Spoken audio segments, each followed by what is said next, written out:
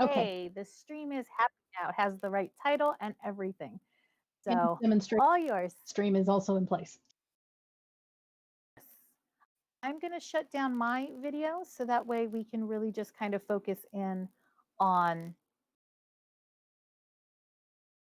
what's going on my end. Yep. Oh, she's gone. Okay, there you are. Okay, so I was asked to talk about and give examples of different fiber arts that you'll commonly see in arts and science stuff for people who do judging of things and aren't as familiar with the construction of items, the way, the differences between knit and crochet and other things. Examples of what to look for, what pitfalls you might see, what pitfalls you might run into, just how to distinguish various things. All right, so if we're going to start off with the most basic, the most common things people usually submit are knit or crochet items. And a lot of times it's very easy for people to have a hard time telling them apart. So we have examples of knit and crochet. Sorry, my assistant is over here with another camera putting stuff on frame. She's waving hi at you guys. So we've got examples. These two swatches that she's putting in frame now are both done with the exact same yarn. The top one is knit, the bottom one is crochet. So you can see, I did that right, yes? Okay, sorry, I'm blind from this distance. So you can see how the fabrics are subtly different. And if you need us to pull them closer, just speak up and say so. But there are differences in the fabric. And once you learn how to distinguish them, now there are certain types of fabric that you'll see that sometimes it makes it a little harder to distinguish, but these are basics so that you can get an idea of generally what you're going to be looking at. The most common features for knitting, if you want to pick that up and pull it a little bit closer to the camera, is you're going to see a series of V's in the fabric, and that's the knit stitches themselves. If it's the back side of the knit stitches, you see a whole bunch of little repeating, almost like wave-shaped little bumps. And garter stitch is a whole different texture besides. It usually looks what I jokingly call like Ruffles potato chips, because you've got the little ridges from that one side alternating on both ends. And if you pull the fabric open, you can see the V's, but usually they don't jump out and scream. For crochet, you have a whole different set of textures, and you can see how there's a little more space between each stitch. The stitches are a little more individually defined. They don't quite blend into each other as much. Things like that. And with enough exposure and enough practice, a good way to practice is go to the store and look at all of the sweaters, especially in wintertime when they're selling them, and look at them and see if you can tell whether or not they've been knitted or crocheted or some combination thereof. It's good practice. Okay, so those are basic samples. We have got some more advanced examples of knit and crochet. So we're going to start off with the knit example because it's pretty big. And this is knitted lace. In a lot of non-knitting contexts, online websites selling clothes, stores selling clothes, you'll see these knitted lace described as crochet because they don't know the difference. They see holes, they think crochet. Not necessarily true. As you can tell from here, this thing is almost entirely holes, but it's still knitted. And if you were to pick it up and pull it closer, you could see the distinguishing characteristics of the V's once again. There they all are. So, it's knit. I had a lot of fun making that piece, by the way. that was actually pretty fun. Okay, so and then for an advanced example of crochet, a real easy way you can tell crochet from knit is that it's got a lot more flexibility in the shapes that you can make right off the bat. I like to tell people that knit and crochet can be described as knitting being digital, 1, 0, yes, no, knit, purl, because that's all knitting is. It's just permutations of knits and purls. Crochet is analog because you can make a stitch any height you want at any time, and you can place it anywhere you want. And this leaf that I made is a really good example. This leaf was actually, I did not use instructions for this. I found a picture, and Claudia actually helped me determine how to recreate this based on the photo. We had no instructions to go by. And I don't think we got it exact, but we got kind of close. So there's a lot more flexibility in how you can build fabric with crochet. And that's something to pay attention to, because that's a really good way to tell someone's skill level, is if it's something highly advanced looking and their notes say no pattern, then that means that they had to determine where everything falls. And that's going a step above. Okay, so next we're going to look at some finished examples of pieces made both in knit and crochet. Here is a knitted cowl, and it's got a wave pattern called chevron. You can see the little V shapes going on in there. Fuzzy? Just a piece of cat hair. I thought I cleaned it off. It just got blocked today, so it needs a proper bath. So I believe that's the unblocked edge. Yes. So if you, yeah, I was gonna say open it up, there's the block side. This is another thing you will notice about knitting, is that the fabric, especially for things that have direct movement in the fabric, chevrons, the leaves themselves, if they're not finished, blocking is a finishing. It's like taking a sewn garment and ironing it so it looks right when you're done. Forgetting that step is something that shows up. And there, she's trying to put both of them in the frame. So there's the blocked side, and here's the unblocked side. You can see how one of them is kind of wrinkly and ruffly, and it doesn't have those points quite as pronounced. And what I did was I just blocked half of it, and I just blasted it with steam to make it sit there, like throwing it under an iron. I just didn't physically press the iron on it. So that's an example of a finished project in knitting. That's a cowl. The only thing that's lacking right now, I believe, is just to hide the ends and put buttons on it so it can be closed.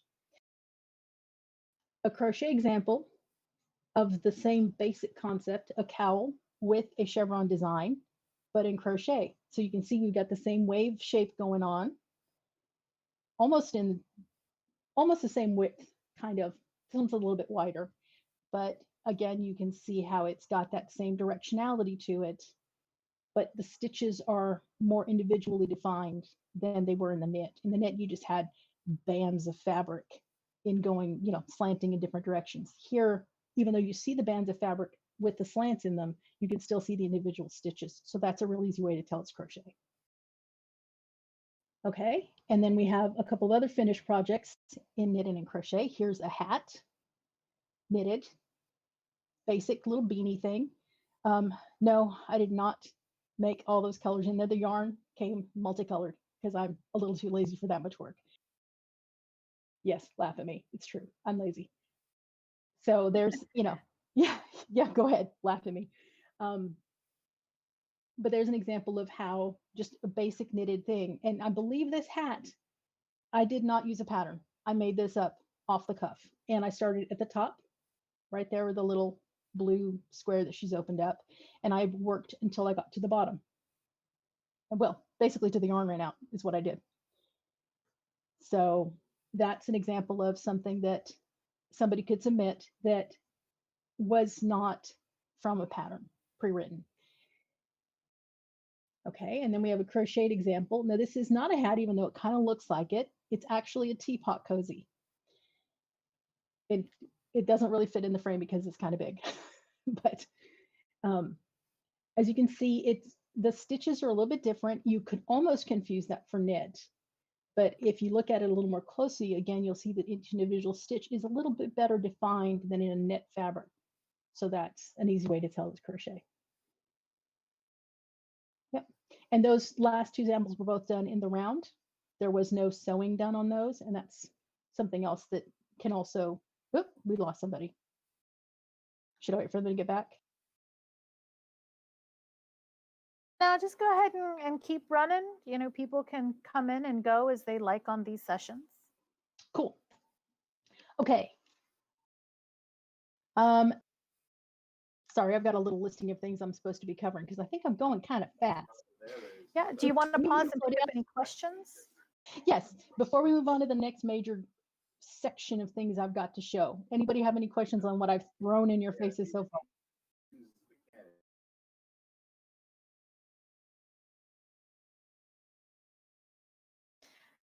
I'm not seeing any questions so far coming in.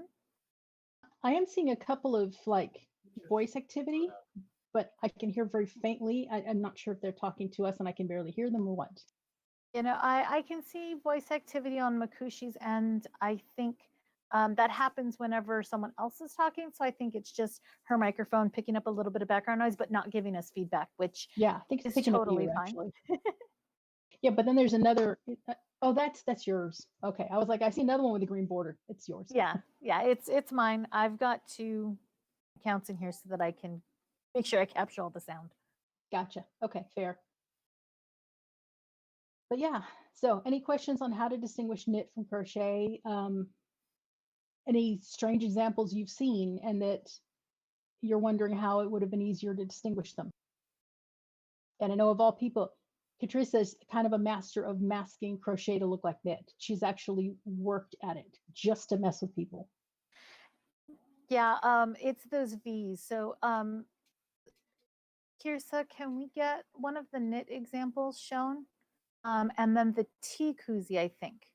Can you get one of the bring, knit examples up there along with that tea koozie so in your like lap? the basic knit example, knit swatch. Yeah, that would be fine. There you go. So So that's knit and crochet side by side in frame. on the hat portion where we see those V's, and right now those V's are pointed up, so they look like up arrows. We have that in knit. And then in crochet, you can see the same sort of V happening there, but you don't have the next V stitch growing out of that V stitch. There's this kind of horizontal bar, almost like a ceiling or a floor that's getting you ready to start the next V. And what she was mentioning in terms of me trying to learn how to mask it is me trying to find a way with crochet to hide those horizontal bars, those ceilings and those floors, so my fabric looks like the black and multicolored hat, but was really done using the technique of the blush and cream multicolored one. And it's a challenge to make that work properly, and I found that it really restricts me in terms of what kinds of fabrics I'm able to build. I'm not able to build a flat fabric. I have to build tubes in order to keep things lined up properly. I bet you there's a way to do it. It's just, it would involve a little more I theorize. Yeah, no, I theorize that because when you crochet, when you're building fabric back, like forward and backwards, you're running like this, almost like a typewriter. And when you get to the end of the line, you flip the fabric around so you're looking on the opposite face as you build the next row up. And so what I think the solution is for me to build it this way. And when we get to the end, instead of flipping it around, I flip my needle around and I build it backwards, yes, which is going to require me learning how to do it with my other hand. And I myself to crochet left-handed for that purpose. Yeah, woefully not ambidextrous with my yarn. The other thing that comes to mind is to kind of do what knitting does, where you have the knits and the purls, which those are actually the same stitch, just one you're working the yarn towards you as you create the fabric, the other you're working the yarn away from you as to create the fabric. So you end up with the V's all facing the same direction. I kind of can't help but wonder if you could do a single crochet from facing the backside. I'll have to play with that later and I'll get back to you. Yeah. On yarn wrangling part 2. Yeah. That's something for future playing with. Okay, so we're ready to move on? Totally. So no questions from the peanut gallery? Feel free to throw peanuts. Get my attention. Yes, please throw peanuts, especially from our newly minted Serpent Knight who does arts and crafts. He's on channel, yes, Thadagrin. His icon is the one that's sitting on the Iron Throne, it looks like. Yes. Okay. That's Thadagrin. But I believe his knighthood was leatherwork and armor. Please, someone correct me if I'm wrong. So this is probably outside of his wheelhouse. Well, you never know. I mean, someone may decide that they want to make something that resembles armor, but I mean, I've played with metal wire, crochet metal wire, and so the question is, could I get a sufficient enough gauge with sufficient enough hand strength to knit or crochet metal wire like chainmail-ish, I've discovered I do not have the hand strength to even do beaded wires, so anything that's armor grade is out the window. But Yeah. But Viking knit comes to mind, which is basically just doing an I-cord tube and then pulling it through like a gauged hole to strengthen the wire and make it a certain diameter. It's insane. It's hard on the hands. You will never see me do it. Challenge at Thad to see about doing that, because the man makes Damascus steel. Wow. Yeah, I'll see if I can't find some pictures of his work, and I will throw it in the general event chat text area in a bit. Cool. Okay, I'll let you continue. Okay. Sorry. So moving on. Now we're going to cover, so we now know that, you know, knit and crochet, two different kinds of fabric, and basically how to identify them. Now it would be nice to know how to identify the skill level of the person creating the fabric, because that is something that sometimes comes into play. It's like, okay, this is a person who is new to the craft, new to making these things. They should be judged on a slightly different scale from someone who's been doing it for going on 25 plus years. Because I'm sorry, if I make stupid newbie mistakes, you need to call me out on them. You know, if a newbie is trying and they're really trying hard, then they shouldn't be slapped down for a good attempt. All right, so starting with, here we go. I actually went and stole my sister's daughter, stuck a pair of knitting needles in her hands and said, knit something. Has she ever knitted before? Okay, she's done maybe a few hours of knitting previously. And she, you know, so she's not got any actual experience. I don't think she's ever made an actual thing. So it was kind of her reteaching herself how to knit from almost nothing. And this was her little practice piece that she made. Yes, you can see how it's curving. So there was some stuff going on at the beginning that wasn't quite right. She's got some holes that we caught, some stitches that got dropped with a safety pin. Definitely beginner fabric. And you can probably see, if we hold it still, that there's some spots where the yarn looks looser or tighter than others. That's called, I don't know, she's got pretty good consistent gauge in crochet. I don't know about knitting. Sorry, somebody said something? And you'll automatically get an email a month out. Hey, oh, sorry, I'm not muted, and Dolan is having his fighting company meeting in the same room, so my mic, oh, sorry, I'll mute myself. Okay, that's what I'm hearing. Okay, yes. So this is an example of, and I would not expect an example this extreme to come up, but this is kind of an, you know, worst case scenario. This is someone who's knitted less than maybe 5 hours in their lifetime. So it gives you an example of some of the beginnery kind of things you might be looking for: inconsistent gauge, starting and stopping a little bit inconsistently, potentially dropped stitches, things like that. And that can help you determine if this person's still learning the skills, as opposed to someone who's got the skills, but you're just being lazy or sloppy, which I will admit I've done that too. Okay. And if we're talking about awards, if you're seeing a piece like this, and this is, you know, they've never entered anything before, this is probably still worth a first level dragon, because if they are just picking up this craft and this is the first time they've done it and they've only got like 4 hours, however long it took them to figure out how to do it off a YouTube video. And I mean, these kinds of mistakes are perfectly reasonable for very entry level, which is what the first level of dragon can represent. Yes. So this would be something you would, you know, it's their first ever attempt at doing this. This is the first ever attempt at submitting something. It should be taken into account that this is the first ever kind of thing.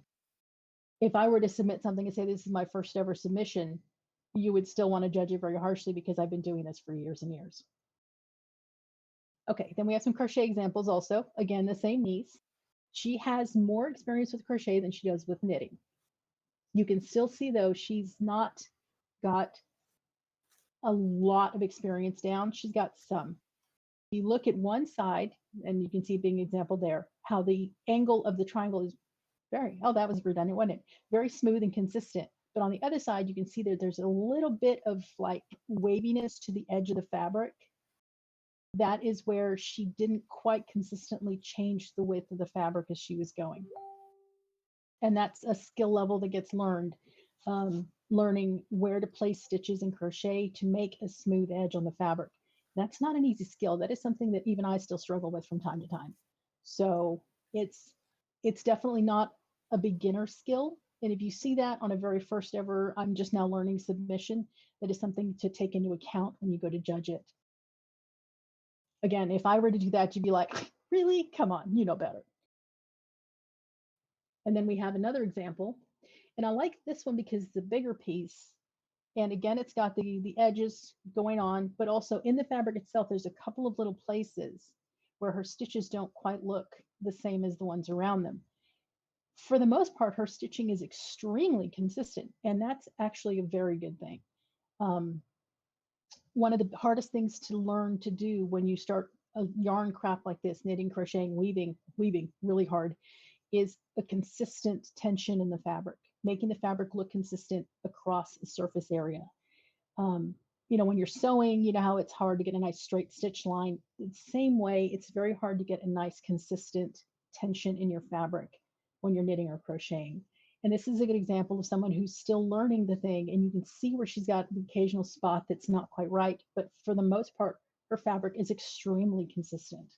And that's a very good sign. That means she's on the right track, and she just needs to keep practicing and doing more.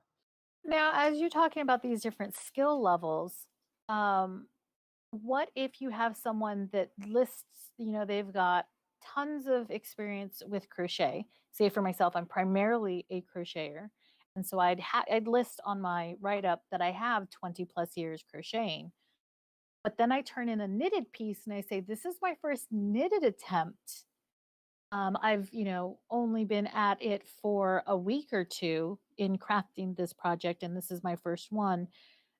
How much skill level from crochet transfers over to knit that you expect in order to say this is a knitted beginner's piece, but with someone who has this much experience in a related-ish field? That's actually very subjective, and that's a difficult one to describe, because there are people who, and I always say everybody's brain is a little bit different. Everybody processes the way you make fabric a little bit different. Some people can do both knit and crochet without even noticing that they're different. You know, it's just, I'm making fabric with yarn. I just happen to be using a hook today instead of 2 needles, or a big old metal frame instead of a pair of knitting needles, that kind of thing. But then there are other people who, even though they knit like amazingness, struggle with crochet, or people who can crochet things that make my brain explode. Thread crochet. Just, I do not thread crochet. You'll notice not a single sample is in thread. And knitting is a struggle for them constantly. And I've tried to figure out what could be a potential cause for that kind of variation in the way people work and learn the different crafts. And one thing I've determined is that crochet is much more single-handed. One hand does a lot more work than the other. So if you get someone who's very heavily left-handed or very heavily right-handed, they might take to crochet a little bit better than knitting. But that's not always true, because I've seen someone who was like terminally incapable of using their non-dominant hand take to knitting like a duck to water. And then people who are ambidextrous struggle with, you know, it's, everybody's different, and it's really hard to determine. It would probably have to, I mean, from my side of the fence, I usually am doing what I call technical support for knitting and crochet. People will come to me with the problems they're having with whatever project they're on, and I help them figure out how to do what they're needing to do a little bit better, or a little more efficiently, whatever. So I see them actually forming the stitches and using the needles, holding the yarn, and I can see where they can possibly make what they're doing a little more efficient for their own hands and their own techniques. I'm a little bit of a digression. I am not a fan of somebody who says this is the right way to do it, this is the only right way to do it, because every person is different, and every person has the way to do it that works best for their brain and their hands. Prime example, Katrisa, she is a crocheter first. When she went to learn to knit, she tried to hold the yarn in her right hand the way I do, and struggled and struggled and said, screw it, I'm going to hold it like I do when I crochet. Picked up the yarn in her left hand and was able to knit more readily.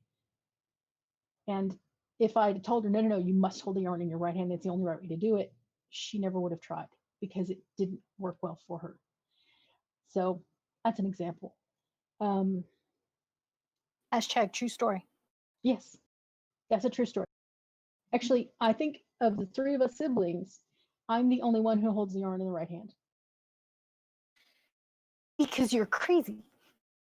Because I learned from a book and I didn't know any differently. Yeah. Whereas I learned watching Mom and watching you and YouTube videos, and then finally just throwing my hands in the air and go, I'm going to do it this way because this is how it feels right, and screw all of you. Yes. And that's usually what I tell people is that's like, you know what? I don't care how you hold the needle. I don't care how you hold the yarn or how you hold the crochet hook. This is the motion I want you to generate with the yarn and the needle or hook. And if you make those motions, you will form the stitch you want to form. And I don't care how you're holding the yarn. I mean, you could hold the hook between your toes and hold the yarn with your teeth. I don't care. If you're getting the fabric you want, good enough, right? Okay. So those are examples of skill level differences. And those were kind of extreme examples. You know, we took someone who's only got hours of experience with the crafts and compared with the stuff I was making, which is decades of experience. And there's a whole spectrum in there. And people learn at different paces. So you could have someone who's been knitting for 5 years and is still struggling with some of the basics, or someone who's been knitting for a year and a half and just picks up the skills like that. It's really subjective, and that's difficult gray area to decipher, unfortunately. But we're going to move on because another challenge point, especially for submitted things for judging, is assembly. When somebody knits or crochets an item in pieces and then has to sew it together, you're going to have potential for pitfalls in the actual assembly. And again, I got someone who only has a small amount of experience with assembling items to sew these pieces together. So you can see that there's unevenness at the top. She's over here going, no, don't look at it. But I mean, and she was like, should I fix it? Because I just noticed that it's been wrong. Like, no, leave it because we want that example. So and this has kind of an extreme case of things not going right, because I on purpose told her, no, don't fix your mistakes. She was seeing her mistakes as she was making them, and she was like, I want to fix this, but I'm not going to. So this would be, like I said, this is an extreme example, but it gives you a few ideas of things to look for that could be somebody's skill level not being quite up to the assembly that they did, or they did it in a rush last minute and didn't realize that they'd made mistakes, or who knows. But you can see how the assembly it's not quite, it's not quite pristine. And for someone with, say, your decades of experience, if I submit something with that kind of assembly, you know that either somebody slipped me some alcohol or something bad happened. Go ahead and laugh at me. It's okay. Tipsy sewing. Yes. Yeah. Tipsy knitting is actually a thing. I don't do it because I usually knit insane lacy things. And yeah, that's just a recipe for disaster. But some people swear by the tipsy knitting. Okay, whatever. So then we have an example of a piece assembled. I did this one. This is decades of experience. I have sewn entire garments together. And actually, while you got that there, I've got a garment right here that I made actually back in 1997. So this was just about not quite 5 years of experience with knitting. And I'm going to put myself on voice activation now so that I can hold it up and keep talking, because I've been on push to talk this whole time. It's almost like I have practiced changing that setting. So here's a sweater that I made back in 1997. And yes, it is a very, very 90s silhouette. I know. And Dahlin could probably wear this. It is that oversized. But the reason that I showed an example, because this is sewn together. This is seamed. Because that's what the instructions called for. But, I mean, the seams are, if it weren't for the fact that the yarn is multicolor, I couldn't tell the difference. There's a little bit of like variation in the individual stitches where they butt up against each other. And that is an indication of where the seam line is. So you can see how on this one, there's a little bit of a variation in the fabric where they run up against each other. And then in the blue one over there, if you pick that up and hold it up a little bit closer, you can see how the stitches, there's kind of, they almost look like they're just one piece of fabric. That is the difference between about 4 to 5 years of experience versus 25 years of experience right there. Versus sit down and do it and don't fix your mistakes because you're a noob. Yeah, versus the noob, you know, here, we're going to show an extreme example of how bad it could get. And then here's the sleeve seam, and you can see how there's shaping in the sleeve. And I can't see what I'm doing anymore. But you can see how there's this fabric is angled and then sewn into each other. So this is, whenever anyone asks me about sewing together a garment, I bust out this one because it's got all of the different possible assembly types, including sewing things in different directions to get to each other. This seam right here was the bane of my existence for about a week, putting the sleeves in. I thought sewing on a sewing machine and putting sleeves in was a nightmare. This is so much worse because this, you can see every little thing. Thankfully, at the time I lived up in Dallas, there was a yarn store and they had wonderful people who showed me everything on how to do it. I'm going to mute for just a moment, okay? I'll be right back. Okay. Attack of the Father. Yes, that was Dad aggro was what that was. Okay, so that's an example, real world example of a finished piece. And I love to freak people out because they're like, that sweater is impressive. I'm like, yeah, it's about $160 worth of yarn. And that throws them on the floor. They shock, oh my God, so much money. And then I tell them that this sweater is now over 20 years old, approaching 25 years old. And it still looks like when I made it. How long does a Old Navy sweater last? Okay, next thing is a different type of construction for sweaters is in the round. And that's something you'll sometimes see. Oh, we were going to show the crochet pieces too, weren't we? Well, let's show since we're still talking about knitting. I have one. I did not make this one myself. My mom actually made this one. This is a sweater that was made in the round. There are no sewn seams anywhere except I think maybe this little keyhole neck was sewn closed. No, I don't think it was. You don't think it was? I don't think that it was. It looks like it was. Oh, does it? Yeah, it looks like it was. Fine. Fine, yeah. Be that way. But, you know, here again, we have sleeves on a garment, but unlike that last one, there is no seam. There is no sew line anywhere. And this is a slightly more advanced, well, depends on the technique. Wow, everything is looking funny colors because of this. So you can see how down the side, again, there's no sew line. And that's just a different construction method that's completely valid and acceptable. This can sometimes take a little more skill than doing the flat pieces. It really depends on how the individual learned. If they learned pieces in the round first, this is easier for them. If they learned flat pieces, sewing them together can be easier. It really is, again, subjective to the individual. But this can also potentially have problems with fit, because if you make it too small or too big, the whole thing will be off, not just one piece of sweater. I wish we still had your baby sweater. The Franken sweater. Yeah, the Franken sweater. My sister made a sweater for her first kid, and the sleeves were different lengths, the bodies were different sizes. At one point, I think she had to add a piece to one of the fronts because it was so much shorter than the rest of it. When it was finished, it was assembled so well you couldn't tell where she had pieced it together. It's a thing I do. Yeah, it's a thing she does, as you can tell. Her seams don't line up. But once the thing was assembled and on the kid's body, you couldn't really tell. And that's kind of the impressive thing about some of these things.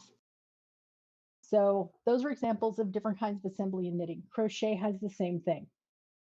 So first we have some seamed pieces. We have, is that mine or yours first? Yours. It's yours. Okay, so this is the one that I sewed together in crochet. I should have made you guess. That's what you're trying to. Okay, hang on. Oh, okay, now I can tell. Yeah, I have old people eyes. I get it. You should see me trying to thread a needle. That gets funny. It is hilarious. She's watched me thread a sewing needle, not a tapestry needle for yarn, but an actual sewing needle. And yeah, there's much amusement going on there. The sewing machine's even funnier because that one I can't get close enough to really see what I'm doing. Okay, so this was assembled in crochet pieces assembled. Crochet is much more of a challenge to sew together than knitting because you don't have as clearly defined edges on crochet in general. You don't have very specific here's the stitches where they end. I know that sounds weird when I said that crochet has more clearly defined individual stitches, but the edges tend to be a little more, well, analog, I guess you could say. So sewing them together is definitely much more of a subjective thing. You have to, yeah, there you go. Nice example of, an edge on knitting and an edge on crochet. Crochet edges tend to have a little more wave to them just from the nature of the way the fabric is built. And knitting is much more static. And I think that explains, as a predominant crocheter, that explains the reason why I don't like crocheting bits and pieces and stitching them together at the end. And if the pattern calls for make it in individual pieces, seam it and piece it together later, I will invariably rewrite the pattern on the fly to avoid having to do that. And I will turn it into a in the round no seam. Because I don't like sewing crocheted things. It makes me very unhappy. Sewing crocheted things is definitely a different skill level. It is doing it so that you have a smooth fabric and the edge where the pieces are joined doesn't look obviously joined is definitely something that, even mine is not perfect. It definitely takes a lot of practice to where you get to the point where the pieces assembled together look smoothly assembled. So hello, newcomer, or bye. or bye, something. Something. So that's something to take into account, is that crochet seems to be a much greater challenge for assembling flat pieces than the average knitted piece. And then here is again the lower skill level, the more beginnery skill level assembly. She also used a different technique for assembling it. This is actually a more common crocheted assembly technique, crocheting the pieces together instead of sewing them together. My piece, I actually stitched them together with a needle. Hers are actually crocheted together, which you'll see a lot in tapestries, quilt type crochet, blankets, basically flat pieces, things that don't have to be worn on the body, so that the seams having a texture is not quite as crucial, and you can make them a visual effect. Done well, a visual seam like that can have a very positive visual impact on the fabric and on the finished piece. Done poorly, it's a glaring obvious, ooh, something went wrong there.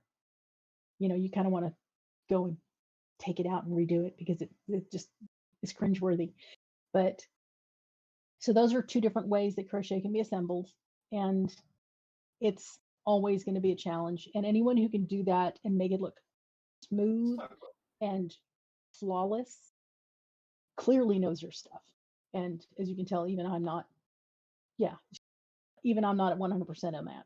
I'm still learning that part because like Claudia, I don't enjoy seaming crochet. I would much rather just make it all in one piece, because you can. Crochet is so much easier to adjust on the fly, I suppose. So those are some possibilities.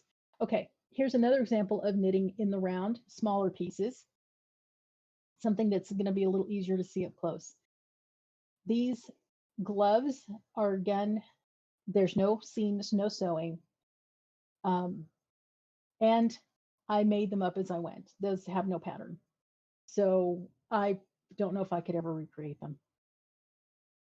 And I think that's the challenge when you are doing something with a pattern, without a pattern. With a pattern, it can be replicated as many times as you want. And, you know, you can turn it into a commission piece if you learn how to make it fast enough. But when a thing says no pattern or made up on the fly, it's a one-of-a-kind unique piece, no matter how simple, because these gloves look really simple.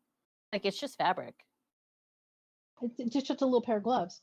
But when you take into account that without any predetermined instructions, I had to do measurements to make sure that that thumb hole was neither too big nor too small.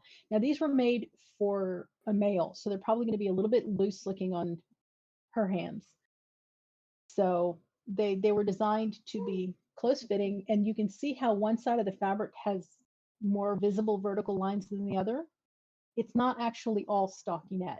It's got ribbing in the body. And you can see how there it's smooth, and then here it's got the vertical lines. So I changed the texture of the fabric to make them fit the body, the hand shape a little bit better without having to do any of the shaping that would be required to meet all of these angles that the human hand has that most people forget about. That was my being lazy, I suppose. Yeah. Well, efficient, intelligent laziness. There we go.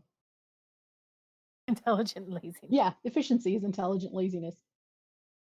So that's another example of things done in the round, no seams. And it can be done with knitting just like it can in crochet. Although crochet seems to lend itself better to seamless pieces. But definitely the assembly is still a thing that can make or break a good garment. Got about 15 minutes left. We've got about 15 minutes left. Okay. So we've got one last section. This is talking about the difference between hand spun and mill spun mass-produced machine manufactured. This is something that will also come up probably kind of a lot. Oops. The major difference is that the hand spun yarns are not as consistent over a long term as machine spuns, because the machines do everything and it's very static in how they do it. So the thickness of the yarns are always extremely consistent. And hand spun yarns, because humans are involved, there's going to be some variation. And especially if you're working with a spindle, let me reach up and grab a spindle. One of these and one of these. If you're working with a drop spindle, you've got various kinds. I'm not going to really go into detail on these. You've always got the potential for variation because of how tired you are. Did you have a bad, stressful day at work, and are you stressed out? Because the human element is involved here, you can have a lot more variation in the thickness of the yarn, just even if you're doing the exact same motions. Here's another spindle. The exact same motions, the exact same wool, the exact same spindle. Just having a headache, having had a bad day, having spent all day typing, and now you're trying to do some drop spindling and your hands are tired. These can affect the yarn that you make, and that shows in the finished yarns. Mill spuns, you don't get that because it's a machine doing it all. So here's an example of a crocheted piece made from hand spun. I did not spin this. This was yarn that a friend of mine spun up. The pale part is cashmere and the dark part is wool. So also different animal fibers can affect the appearance of the finished spun yarn. And you can see how the white gets thicker and thinner in places. The colorful, I'm trying not to use a specific name for the color because that is actually a multicolor. It's got greens and reds and browns and stuff in it. So unless you look at it really close, you can't tell. It just looks brown. But you can, if you were to look at it close enough and study the fabric, you could see the variations in the thickness of the yarn, and that would probably tell you it's most likely hand spun. And that adds a level of complexity, that adds more effort, more time, more work that went into that piece. So for judging, if it says it's been hand spun first, take that into account when you go to judge a piece, because store-bought yarn is easy. Store-bought yarn is quick and simple and mindless and really easy. You know, that's kind of eye-searing, isn't it? Let me grab a gray. I happen to be knitting something before we started. So, you know, get this stuff. It's super consistent. It's going to look different in a finished piece than the hand spun yarn does. The gloves would have been an example of the gloves we had before, would also have been an example of a mass-produced yarn used for a finished product. So, I mean, just looking at that, those are apples and oranges because one's knit and one's crochet. But if you look at them closely, you can tell right off that the gloves, the yarn itself is extremely consistent from beginning to end, even though it's multicolored. The hand spun, if you look at it closely, you can see the variations in the width from the handmade nature of it. So that's a good way to tell when you've got something that's, you know, you can add that extra tick the box of it's been hand spun. And how does having mill spun versus hand spun increase the complexity of a knit or crochet piece? Well, somebody has to have the skill to make the yarn. We're not talking about that the person, the crafter crocheting or knitting actually made it. Maybe they went out and they purchased someone else's hand spun. Okay, which is valid because a lot of my hand spun is not mine. There's also the fact that hand spun yarn has a different feel to it. It has a different, just the amount of air that gets caught into the fibers as they're twisted is different from the way a machine does it. There's so many variations in the hand spun itself that come up just from the way that they were made that a machine doesn't really run into. You know, a machine is always going to have a certain thickness, a certain amount of air that's trapped, a certain amount of twist. So like this one that I'm showing is hand spun, and there's a section there that's really fat, and then it goes really skinny. Yes, I have a sample of that too. This is actually my first ever hand spun. And you can see how it's kind of skinny and it's got some like almost telephone cord looking coily bits in there. And then it gets fatter and fuzzier. And that's from the learning process. You know, there's going to be variations in the thickness of the yarn and variations in how much twist got it put into various things. And that is something that a machine really, a machine can be programmed to imitate it. But even then, you can tell when the thick and the thin spots happen, it'll be much more consistent. And so it's still machine made. It's still mill spun, mass produced. And another thing, that was, both were singles. This is plied yarn. So the plying is also a factor that comes in when you're doing hand spun yarn, because how it's plied also affects the feel of the fabric, the thickness of the fabric, how it knits up, how it crochets up. Good question.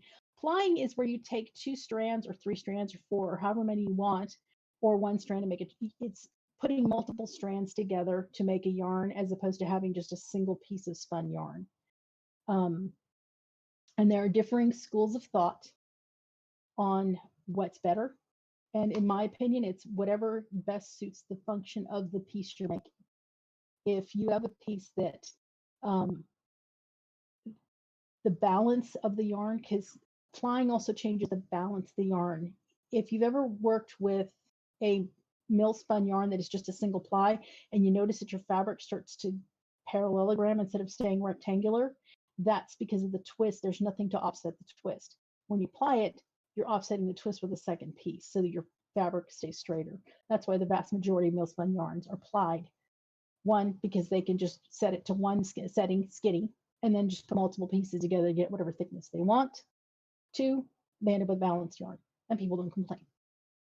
So those are the main differences. And we've got examples of mill spun and hand spun yarns, and how mill spun will sometimes try to imitate hand spun. Let's go with the yarns here. Yep. So obviously you can tell which one is the mill spun because it's in a ball with a label still. And I bought this yarn at Gage here in Austin. It could be a discontinued yarn. I am kind of bad about buying discontinued yarns a lot. And then the multicolor is actually some hand spun that a friend of mine spun, and she is what I consider a master lace spinner. She spins lace waist yarns that just defy belief. I want that. You can't have it, it's mine. Yes. So, and she's she was the one who spun the Cowls yarn. In fact, I think there's only one hand spun example in here that is not hers because her stuff is so good. I'm just like, her stuff, yes. So you can see how this hand spun, the mill spun that we've got in the ball, is trying to be similar in a look and feel. It's not going to be exactly the same because the fiber content is different, but you can see how it wants to be like the hand spun. And this is a case of the hand spun and the mill spun trying, one of them is trying to be similar. I think actually she was trying to achieve a mill spun lace weight yarn in her hand spun, is what this one is an example of. Either way, it's gorgeous. So then we have another example. And this is a mill spun yarn made to look like hand spun. And again, you can see it's got the label on it. And if you look at it a little bit closer, if you put it up on the end, you can see more of the yarn like that. You can see how there's spots that are a little thicker and a little thinner. This is a kind of a high-end Japanese yarn. If you ever hear somebody just start gushing and the word Noro comes out of their mouth, this is Noro. This stuff, I mean, you just say the word Noro and people who know what it is will just immediately start going, oh my God, because it's stunning. But because it tries to emulate hand spun, it's got that inconsistency of thickness. And a lot of knitters or crocheters who aren't familiar with hand spun don't really understand the variation in thickness, and it starts to get on their nerves. They're like, I don't like this. Why does it keep going thick? Because it's made to emulate hand spun. And we have a hand spun example. Another Robin spun. This yarn is spun singles, just like the Noro. This is actually hand spun. And just for an extra level of brain explosion, it is Sari Silk Remnants spun. Can we say brain? When I realized what it was, I about fell over. And I've got oodles, and you can't have it. It's mine. Damn it. Sorry, you can't have it. But so you can see how this hand spun, that the Noro was made to try and emulate a hand spun of this style. And the previous one, the 2-ply hand spun, was made to emulate that machine made 2-ply. Yeah. So those are and that's ways to tell them apart. I mean, you could see a Noro thing and be, oh, wow, this looks hand spun. But then if you look at it a little closer, you realize, wait, no, the twist is very consistent, even though the thickness varies. That's a mill spun. And that's all right. Skill level. We're about done. Okay, the last thing we're about done is, let's go one last set of samples. This is another example of hand spun trying to look like mill spun. This is sock yarn, and that little sample there is actually what's called Navajo Ply, if anyone ever hears of that. That is a different way of plying the yarn, and you can see how it's made to look like the sock yarn right next to it. So that one actually, if that were knitted up, it probably would be almost indistinguishable from mill spun. The white is the mill spun. Yeah, see, I mean, she even had to ask me which one's the mill spun because she couldn't tell them apart. But that's pretty much it. So when you look at a piece, there's so many factors to take into account. Sometimes it's worth it to go find someone who is skilled in these things and say, help me What? Oh, no. Dawn. So, okay. To go find someone who you know who is skilled in these things and say, hey, I've got a piece to judge. I would like you to help me What's that? look Got at it it. quiet? Hi, Darlin. It helped me determine, what things are noteworthy and what things are points for improvement. And don't be afraid to ask. I have no problems with that. You can always, ask to bug me. And then here's the hand spuns that we were showing earlier in samples. That's pretty much it. Does anybody have any questions? I didn't leave any time for questions. I'm so sorry.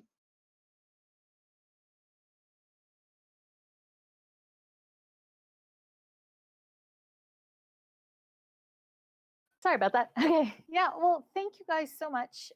We are at the hour mark. Right at 5 o'clock. Yep. Right at 5 o'clock. You ended that one perfectly. Thank you so much. I was meant to leave time for questions and answers, and I didn't. No. Well, I mean, we did some questions. You know how to get middle. in touch with me. Yeah, yes, there was the question and answer section in the middle too. Yeah, so I kind of jumped in on that. Sorry. No, that's fine. But yeah, if anyone does have any questions, you can catch me through Katrisa just about any time. And I'm a night owl, so if it's 10 p.m. and you're like, it's making my brain hurt, I want to know, she can probably catch me. I will most likely still be awake. Except that I'm probably asleep because I am not a night owl. School teachers cannot be night owls. But she is connected to this Discord, so you can send her an @ message or a private Discord message to get a hold of her, so that way she can tech support your yarn. Yes, I do yarn tech support. Thank you. Thank you, guys. Thank you so much. We're going to go ahead and cut off the stream, but stay tuned because coming up is going to be the Perspective Matters painting class with Inebriarts featuring Midnight.